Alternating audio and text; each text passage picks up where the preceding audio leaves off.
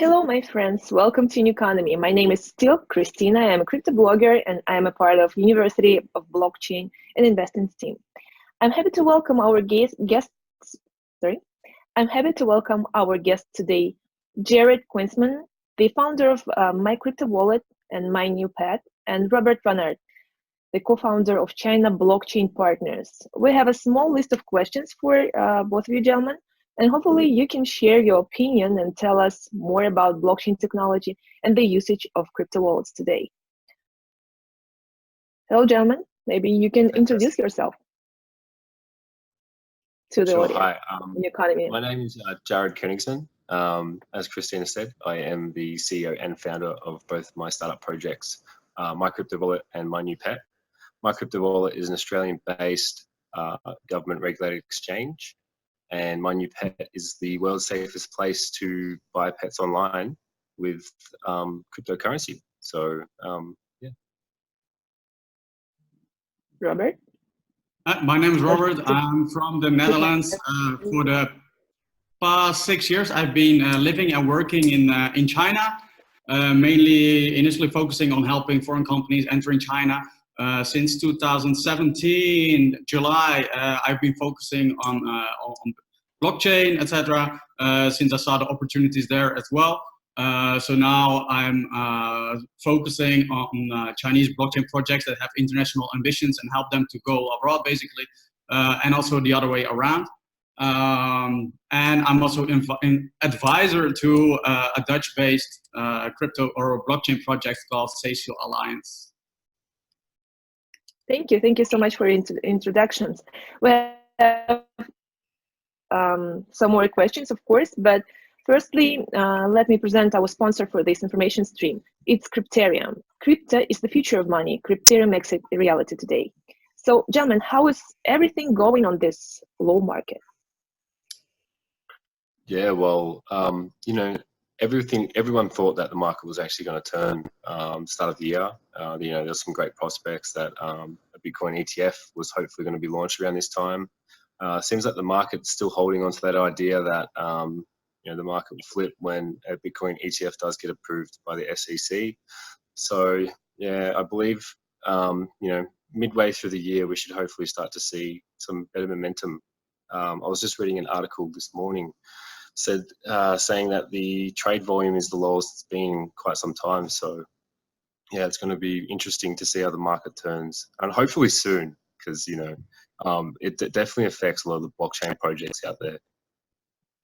Yeah, also I think quite similar as Jaryd, and but I also think this cleanup was quite necessary. I mean, there was just one big craziness in 2017 and the beginning of 2018, and yeah, I think everyone realized that it could not continue like this. But I think actually in the back right now, if you're following the news in the last couple of months, there was a lot of things happening in the background that built the infrastructure for the next stage of blockchain development, I believe. Yeah, thank you so much. My next question would be for Robert, if you don't mind. So China Blockchain Partners connect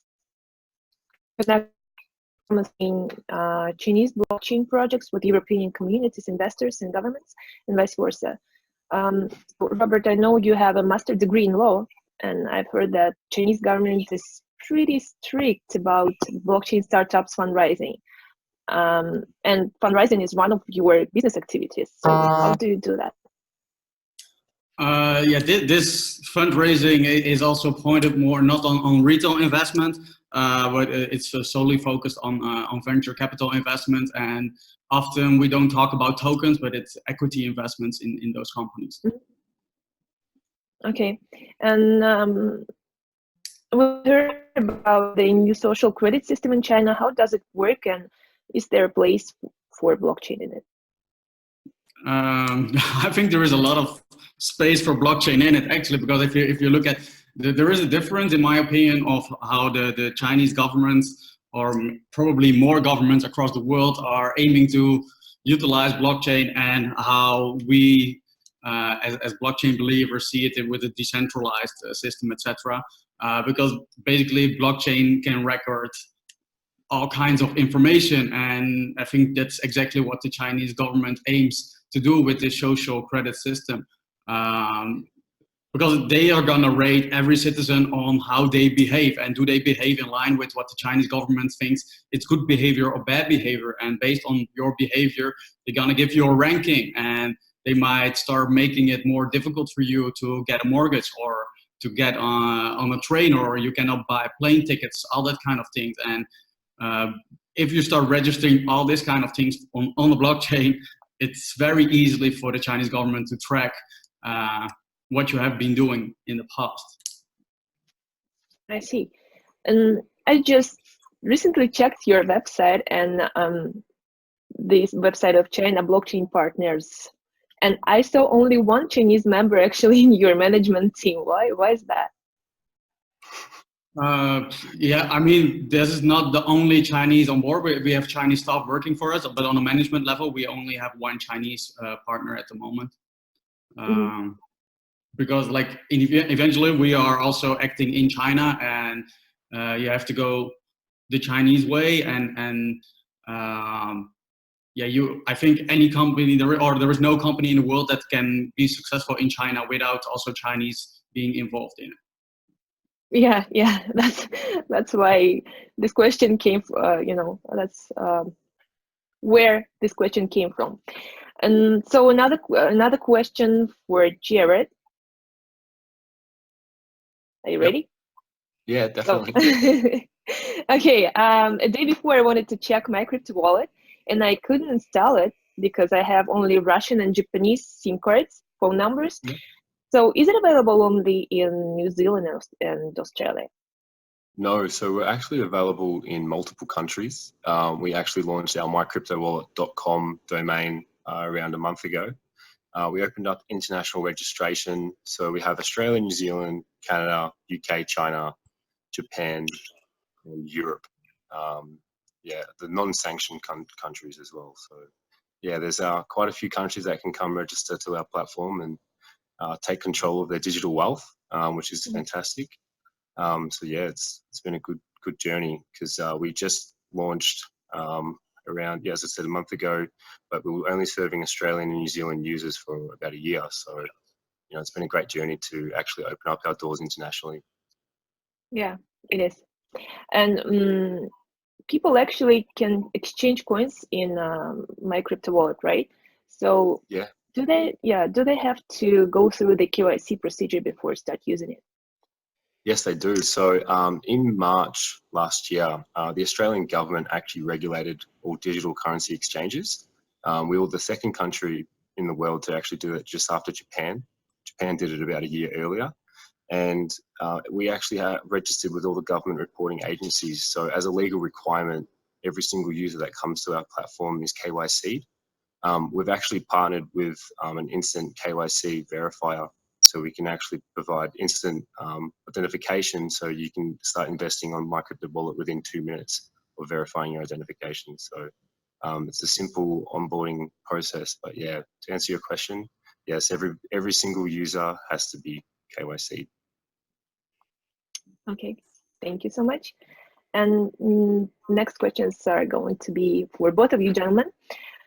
So obviously both of you have experience dealing with blockchain. And can you share with us some epic fail stories? Maybe we can start with Robert. I'm thinking an epic failure. I mean, I actually not really close to me. I haven't seen that much failures, or I think, like, of course something, many things go wrong, but I don't know. I wouldn't be able to say an epic failure. Well, I would have to say of any blockchain project would be BitConnect. Come on, we would have had to say BitConnect. The guy screaming BitConnect. Yeah. I mean, but like close in my circle.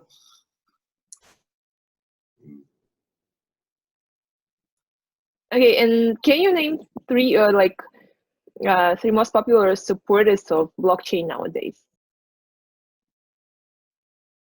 Yeah, like personally, I like Andreas Antonopoulos a lot. I like Eric Voorhees a lot, and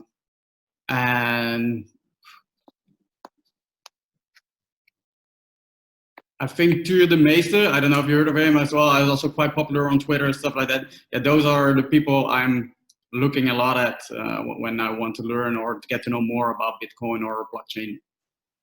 I see. And Jaryd, maybe you can share with us some kind of epic failures you had. Yeah, I haven't had any epic blockchain projects around me fail, but I actually saw on the Angel Investment Network 2 days ago a blockchain startup that just looked like it was ready to fail. It was pretty poorly done, to say the least. But yeah, that's my blockchain fail story. I see. And three most popular supporters of blockchain today? Yeah, Tim Draper, I think he's great. John McAfee, just for the laughs. Do you think he's going to be the next president of the United States? Oh, I actually can't believe how much press that guy gets. You know, he's pushing 80 something.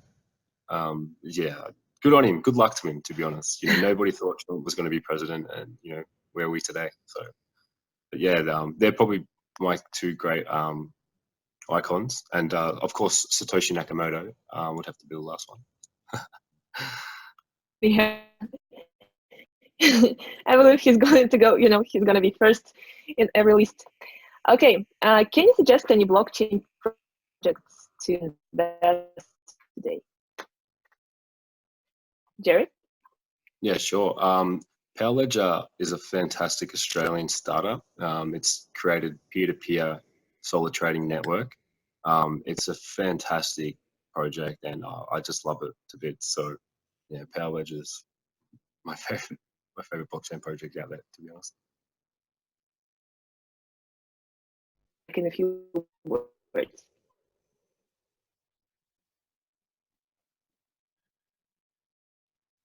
What is it about in few words?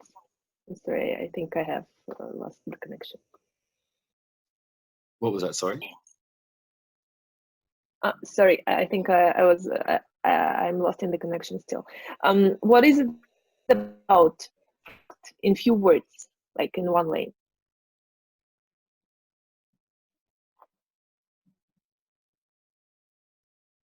Can you hear me? Sorry, yeah. Did you say what is Power Ledger in a few words?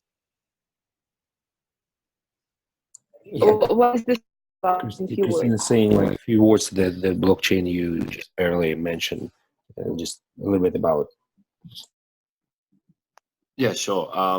A peer-to-peer blockchain trading network would be the shortest way to summarize it. Yeah. Okay, I see. And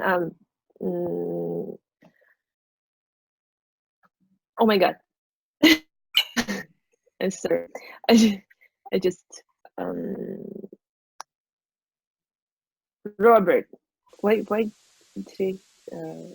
forget it? Okay, Robert. Robert, and what do you think is the interesting project to invest today? Maybe you know some. To be honest, personally, I'm very carefully with investing in projects at the moment, and I think at this point, long term, I'm only looking at Bitcoin for now, because we have to be honest. Bitcoin we are in for now. Even now. I mean, like most of my holdings are right now are just USD, and I'm only considering to buy Bitcoin in the coming months or maybe year, because I think this period can sustain for many more months, and I think it's too much of a high risk to start buying altcoins during this market. But that's my personal view. Mm-hmm. And I see, and for sure you have you when what was the price you bought it? Like, was it $200 or 7,000? Anybody? Yeah, I think the cheapest Bitcoin I got was for $2,700. So you're still in profit.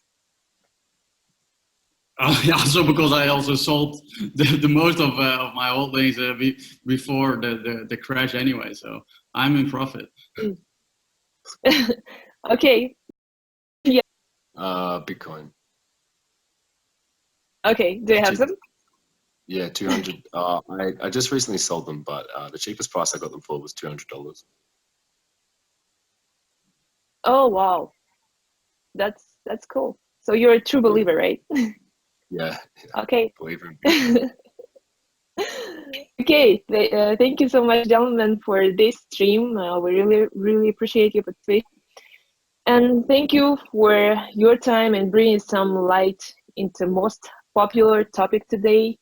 And yeah, for now I can say goodbye to the audience and stay tuned, I believe, and see you on the next stream. Thank you so much.